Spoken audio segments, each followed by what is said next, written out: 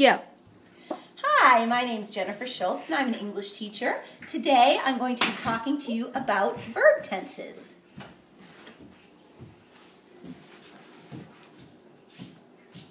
Verb tenses.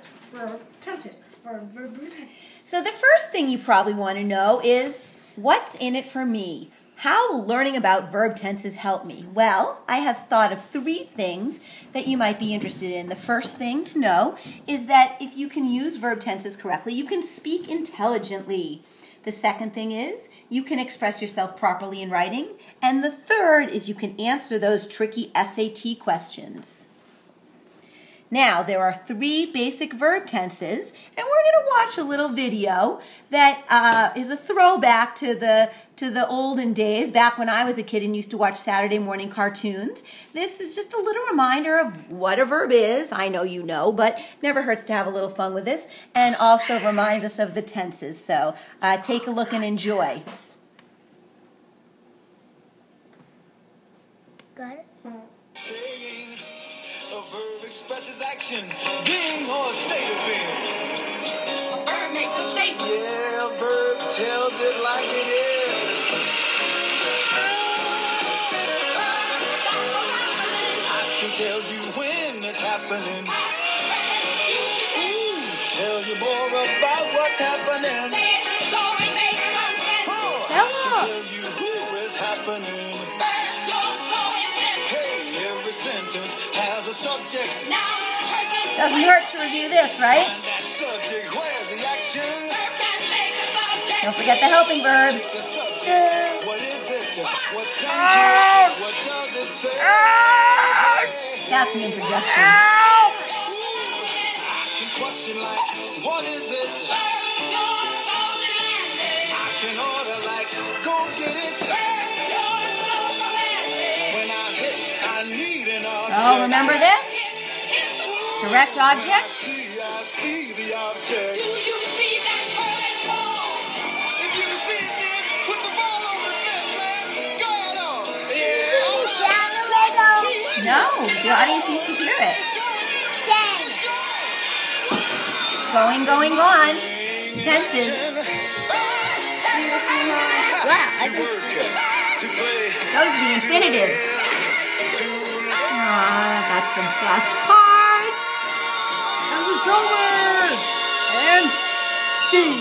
All right, I hope you enjoyed that. And now we're going to go back to our presentation. Okay, so we talked about the 3 tenses. And here's a little bit more about what that is all about. So the tenses that we're focusing on today are number 1, the present, number 2, the past, and number 3, the past participle. Now here I have examples of the present tense verbs smile, shout, and play. Those are regular verbs, as you can see right up top in our header. Okay? And the present participle of those verbs are easy to form. Present participle is easy to form. Oh my goodness, subject-verb agreement. The present participle is easy to form by adding, let's keep that a little more still, by adding an ing. And in some cases, you need to drop that E, like with smile, to smiling. But in any event, so we have smiling, shouting, and playing are the present participles, and those are used with am, is, are, or was, or were. Now the next thing we have going on is the past participle, and for regular verbs, because again that's what we're all talking about here, you just add an ed, or some cases a d, because smile already ends in e, so we don't really need 2 e's there. So we have the past tense, we have smiled, shouted, and played, and actually that's no double e. All right, let's keep that a little more still for our audience, okay? So the last one is the past participle for regular verbs. We have the same situation where you add a D, an ED, and an ED, and past participles are used with have, has, or had, and also with forms of the verb to be. Now, if you aren't quite with me here, hang in there because I'm just going to explain it a little more and give you some examples and hopefully straighten out any questions you might have, okay?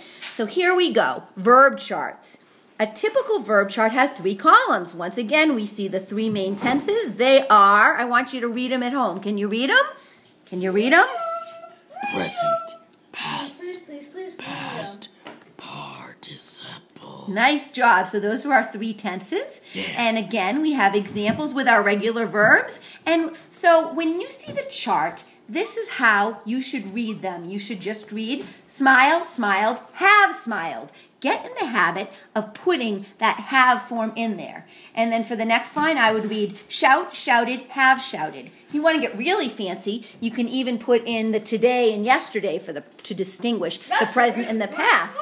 That's pretty radical, huh? So we can do I smile today, I smiled yesterday, and I have smiled a lot this week. It's been a good one, huh? Those are good things. Okay, so anyway, present, past, and past participle. And remember that the past participle is the have, has, or had, or the forms of the verb to be. Now, in case you're wondering what I mean by the forms of the verb to be, that works a little bit better with some of the irregular verbs. So I'm going to show you that in a minute. Let's move right along. Oh, here are. Oh, take a little spin. And here we are with our irregular verbs. And by the way, irregular when it's written in all caps looks a little strange, does it not? It looks a little strange. We have here. Stop it. However, it looks irregular. However, I think my spelling's pretty regular, and we're going to move on with some examples of this. Now, the first one is the verb to be. But Be is the infinitive and the name of the verb. And the present tense is am, is, or are because, of course, it changes with the subject. If the subject is I, then the present tense of be is am. And if the subject is you, then the present tense of be is are. And if the subject is he, she, or it, the present tense is. Okay? I'm going to ask the audience to just listen quietly for a minute. Okay? And then the past is was or were, doesn't matter the subject, and the past participle is have been, has been, or had been. Now look at the next one. We have I go today, I went yesterday, I have gone. And then the next one, sing, sang, and sung. Those are all different examples of irregular verbs. And I put them there because I find that am, is, are, the verb to be, it doesn't get much more important than that. It is the verb. And then go, went, and gone is one I see used incorrectly a lot. And then sing, sang, sung reminds me of some of those tricky ones that high school students sometimes can get confused on. For example, there are a few words out there that students aren't sure about. And the first one, okay, let's come back. The first, that's our gymnastics move. You're not supposed to do gymnastics. You're supposed to be swimming, because I'm going to talk about swimming right now. So, with swimming, we would say, I swim today. I swam yesterday. Did you swim yesterday? Can you swim?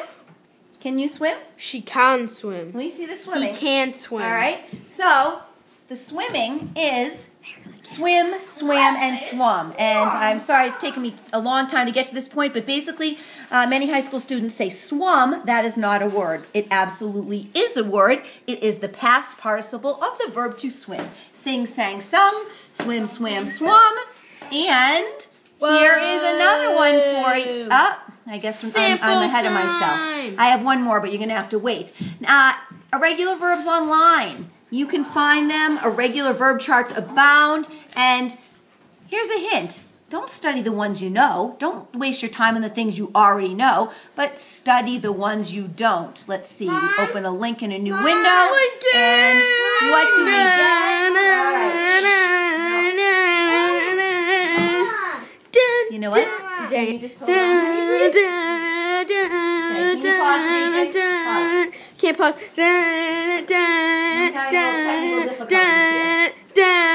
Technical difficulties. I got it.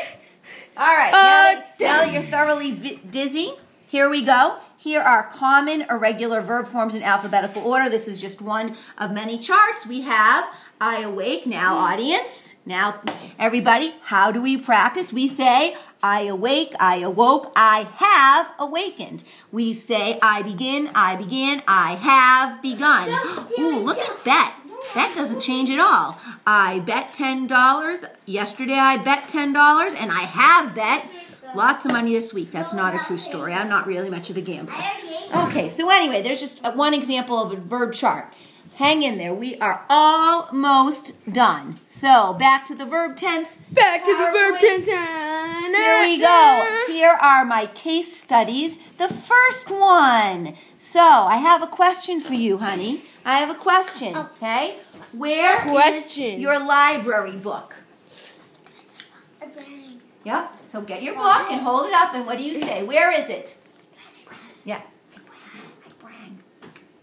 I bring my book home. Okay, well, I can see that's a lovely book, honey, but you know what? You Bring failed! isn't a word, so we need to be careful because the past tense of bring is brought. Very you good. failed! All right, so she brought home Fancy Nancy. Wonderful. Okay, the next Poet one. extraordinaire. I have an example here on the screen, but I think I'm going to skip that and go to a real life example. So, we need to hold the camera still. So, did you?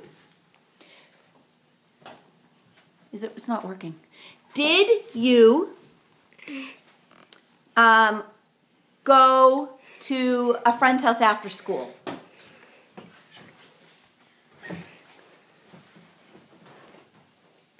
You forget your line? Block your ears, audience. Technical difficulties. I should have went. You gotta say, okay, hold it up. Say it again. I should have went I sort of went to to Seamus's house. Seamus's house, But- but I went to Jack's house. They're good Okay. friends. Well, I'm happy that you went to. failed. Excuse me. I'm happy that you went to Jack's house. However, we don't say should have went. When you have that word have in there, you have to say gone. Are Okay, you sure? Here's the last one. You can bring it in. Here we go. We Here have a couple we examples of things that didn't quite work and one that gets it right, and it's also fitting for the season. Are you ready? Set, go. You're a foul one, Mr. Grinch. You're a nasty, wasty skunk. Last is not a word. Heart is full of unwashed socks. Your soul is full of gunk, Mr. Grinch. Mr. Burns. The three words that best describe you are as follows, and I quote: stink, stank, stunk. You're a rotter. All right, there you go. And that was an example of somebody getting it right because they know there is a difference between past tense and present tense and past participle. So, practice exercises are on the internet as well as those lists. I'm sure you can find some good ones, or you can do some in your local classroom. Thank you for spending this time with us. See you later, people.